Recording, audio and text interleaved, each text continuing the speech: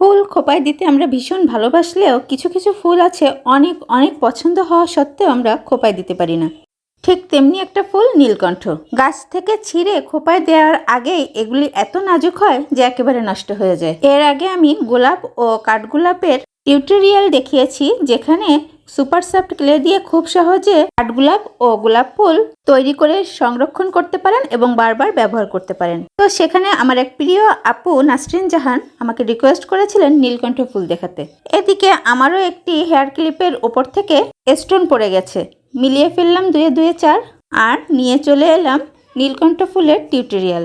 এভাবে কিন্তু আপনারা শুধু হেয়ার ক্লিপ নয়, জুয়েলারিও তৈরি করে ফেলতে পারেন নীলকণ্ঠ ফুলের। নীল অথবা সাদা যে কোনো পোশাকের সাথে খুব সহজে নীলকণ্ঠ ফুলটা মানিয়ে যায়। তাই দেরি না করে আজই ট্রাই করুন। এরপর কি ফুলের টিউটোরিয়াল চান অবশ্যই জানাবেন। চেষ্টা করব আপনার পছন্দের ফুলকে খুব সহজে তৈরি করে আপনাদের হাতের নাগালে এনে দেওয়ার। এটা অবশ্যই স্বল্প খরচ এবং দীর্ঘমেয়াদী ব্যবহারের যোগ্য হবে। অনেক অনেক ভালো থাকবেন সবাই, আর আমার প্রতি দোয়া রাখবেন। আল্লাহ হাফেজ।